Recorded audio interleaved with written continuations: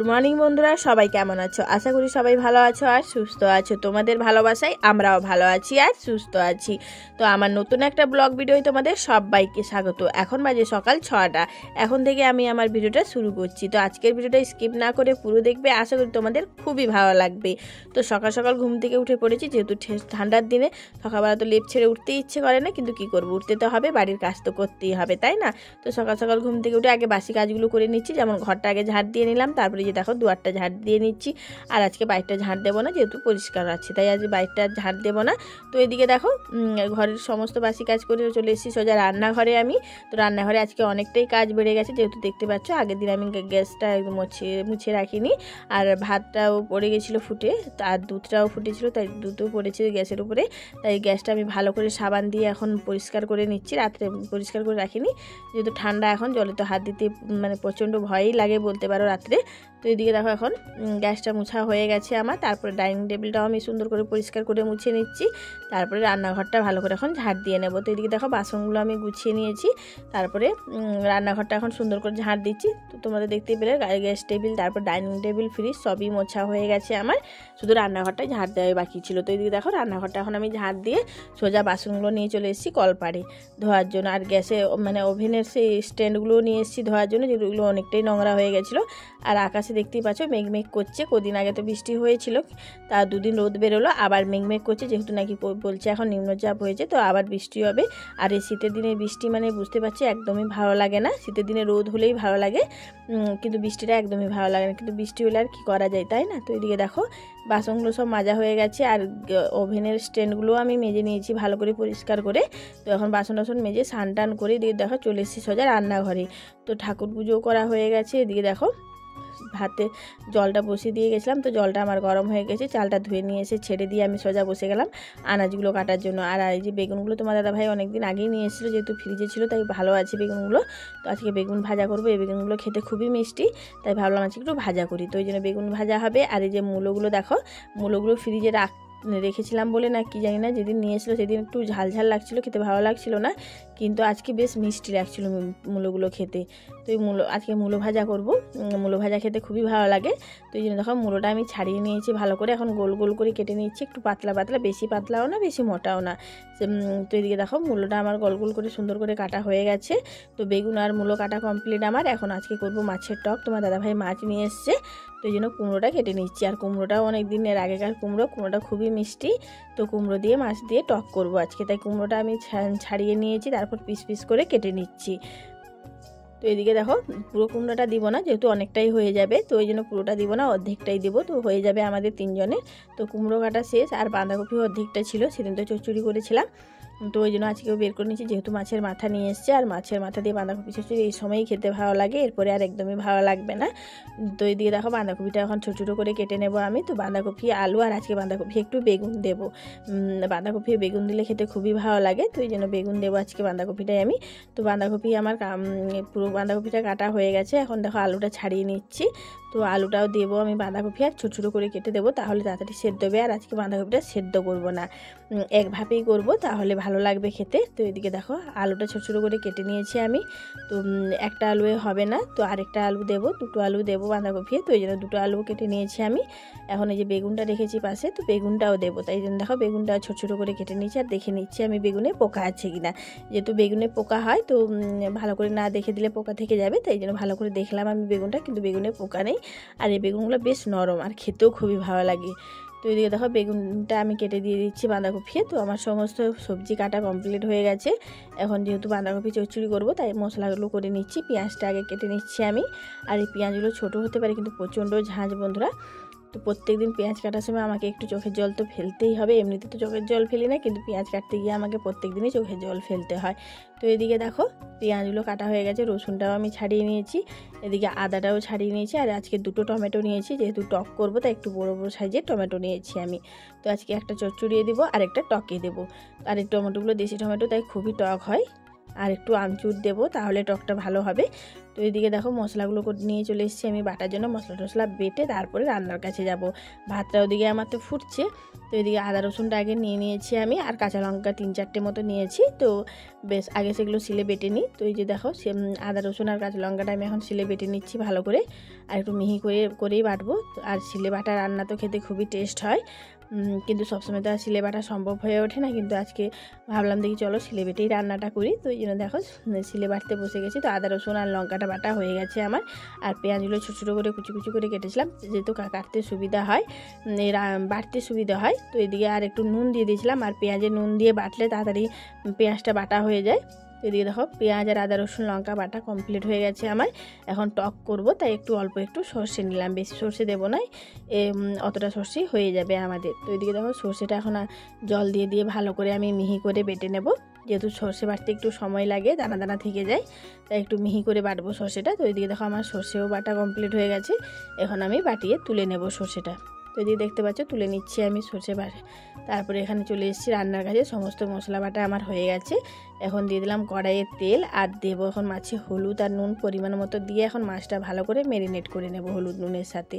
তারপর তেলটা গরম হয়ে গেছে, এখন মাছগুলো আমি এক এক করে দিয়ে দেবো। আর তোমার দাদাভাই আজকে মাছ বলতে নিয়ে এসেছে মাছের পেটি নিয়ে এসছে, আর আমার মাছের পেটি খেতে একদমই ভালো লাগে না। তোমরা তো ভিডিওতে দেখেছো আমি যখনই মাছ নিই লেজার সাইডটা নিই, লেজা খেতে আমাকে খুবই ভালো লাগে। কিন্তু আজকে মাছের লেজা নিয়ে আসেনি তোমার দাদাভাই, পেটিগুলো নিয়ে এসে। তো আজকে পেটিগুলো দিয়ে মাছে টক করবো। আর এদিকে দেখো ভাতটাও আমার হয়ে গেছে, ভাতের মাঠটা গড়িয়ে এদিকে দেখলাম মাছ ভাজাটাও হয়ে গেছে। তো মাছের ভাজাগুলো সব এখন সুন্দর করে তেল ঝরিয়ে আমি তুলে নিচ্ছি, আর লাল লাল করে মাছগুলো ভেজেছি, দেখতেই পাচ্ছ তোমরা। তো ওই তেলে আমি যেহেতু তেলটা অনেকটাই দিয়ে দিয়েছিলাম, তাই আর দ্বিতীয়বার তেল দিলাম না। ওই তেলে আমি বেগুনগুলো হলুদ নুন মাখিয়ে নিচ্ছি ভালো করে।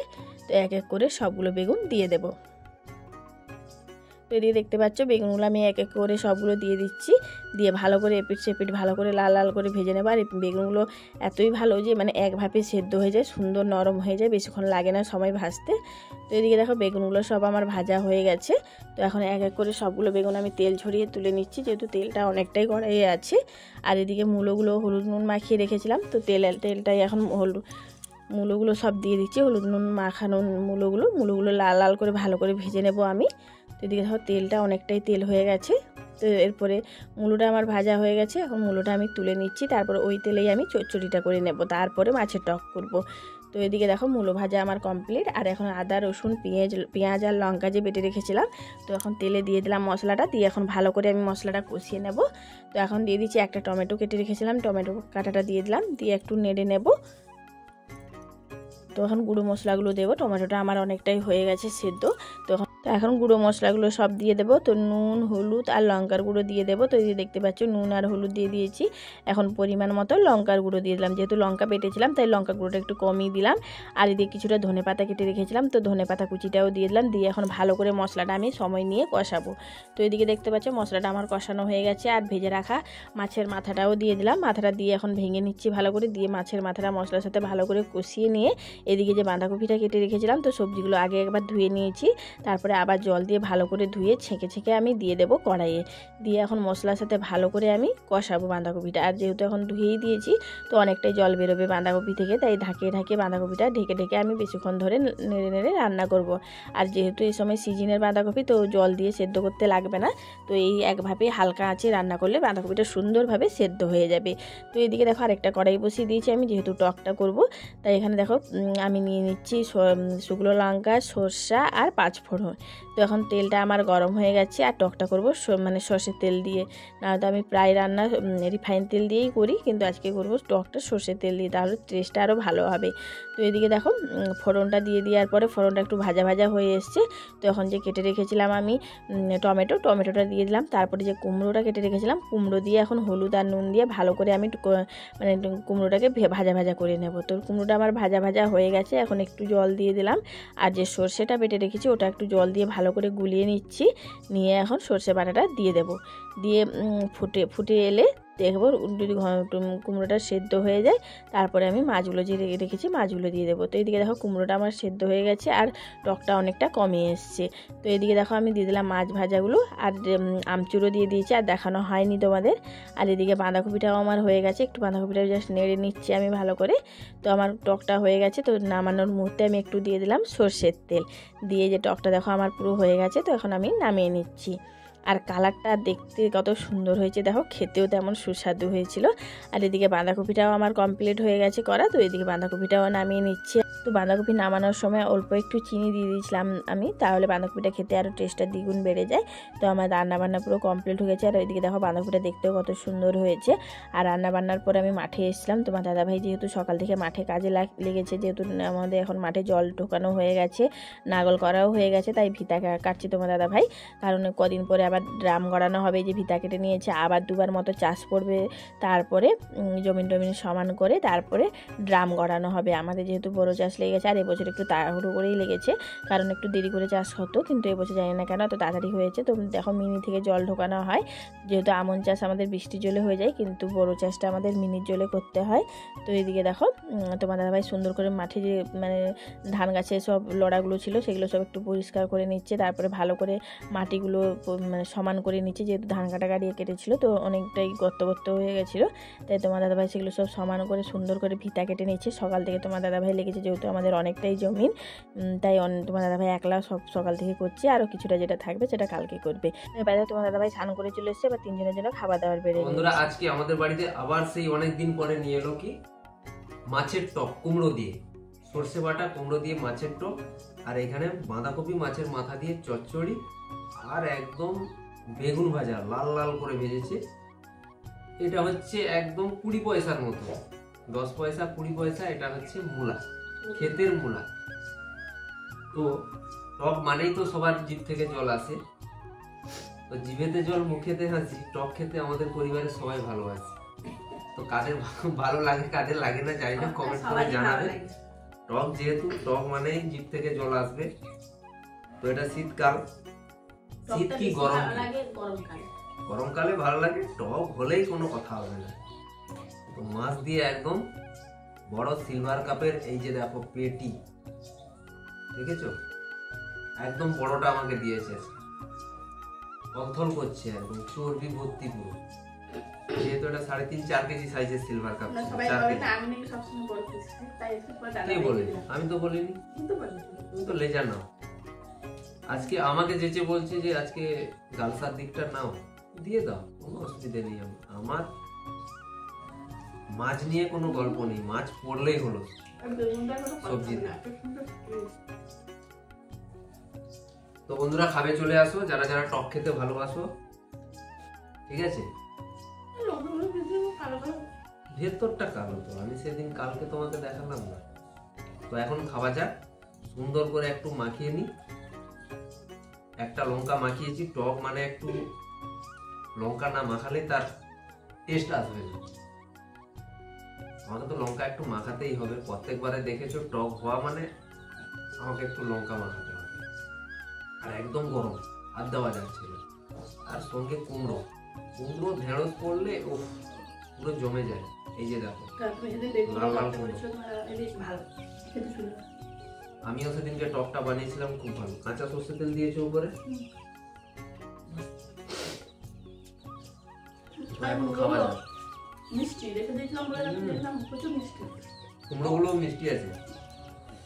আর বেগুন একটা কোনো কথা না, বেগুনটা খেয়ে দাও। একটু জোর করে খাওয়া, ঠিক আছে? তোমার কথা কেউ শুনতে পায় না। আরো জোর বলতে হবে, তোমার কথা কেউ শুনতে পায় না। কমেন্ট করে বলো, কথা আসতে হয়ে যাচ্ছে। ঠিকই বলো, তুমি এমন কথা আমার পাশেই বলো, আমি শুনতে পাই না। তো বন্ধুরা কি শুনবে? এত দূরে ক্যামেরা বসানো আছে, তোমাকে জোর বলতে হবে। যেটুকু বলবে জোর বলবে। সত্যি পুরো ফাটাফাটি হয়েছে।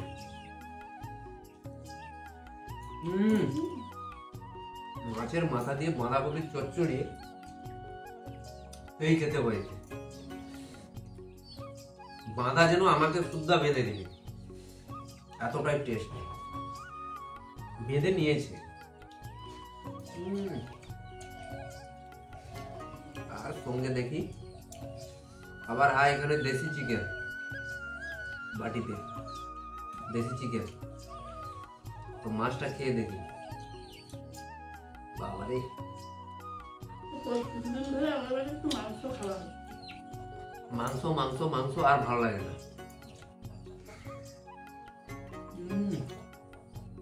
কি বলবো বন্ধুরা, পুরো চর্বি ভর্তি। বড় মাছ তো, এই দেখো থলথল করছে চর্বি।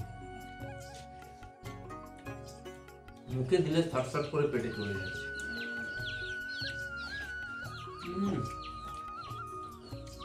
পুরো পারফেক্ট রান্না। আর 20 পয়সা 10 পয়সা খেতের মূল্য। এই যে অসাধারণ। মুড়াগুলো এত মিষ্টি সত্যি। ওদিকে গুড্ডু চিল্লাতে শুরু করে দিয়েছে। বাইরে কেউ হয়তো আসছে, অচেনা কেউ, সাড়া পেলেই হলো।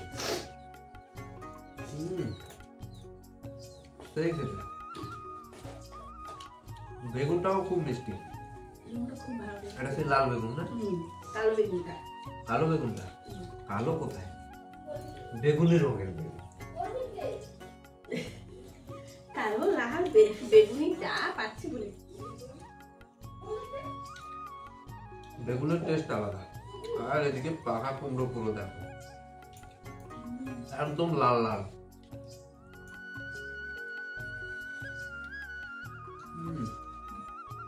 একটা চিকেন খেয়ে দেখি, দেশি চিকেন 1 পিস।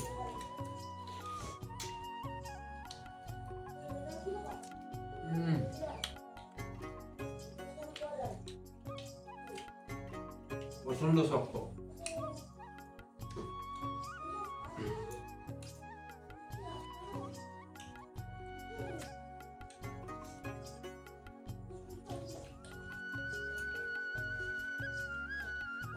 আমার তো চিকেন দরকার নেই, মাছের টক দিয়ে খাওয়া হয়ে যায়।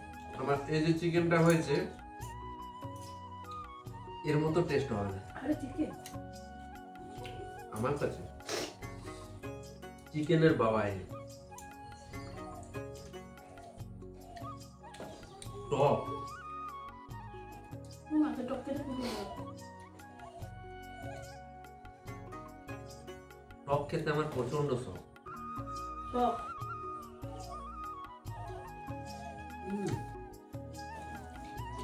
টকটা ঠিক আছে। ফাটাফাটি।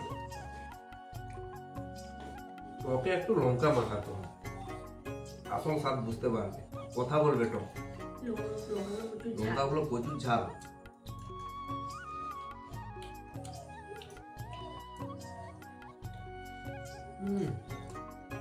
খাওয়া মানুষ সেই লেভেলের।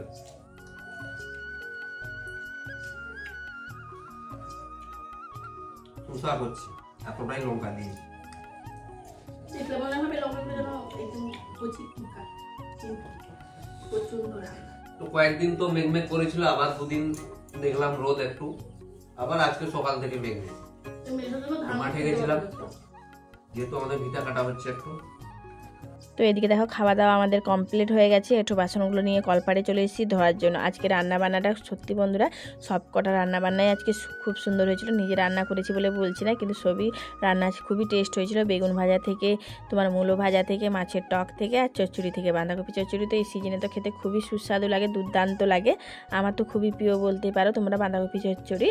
তো এদিকে দেখো বাসন টাসন সব এখন মাজা হয়ে গেছে, এক এক করে সব ধুয়ে নিচ্ছি। তো আজকের জন্য এই পর্যন্ত। যদি ভালো লাগে আমার ভিডিওটা একটা লাইক করে দিবে, বেশি বেশি করে শেয়ার করবে, আর কেমন হয়েছে কমেন্ট করে জানাবে। যারা নতুন আছে প্লিজ চ্যানেলকে সাবস্ক্রাইব করে আমার পাশে থাকবে। দেখা হচ্ছে নেক্সট ব্লগে। ধন্যবাদ।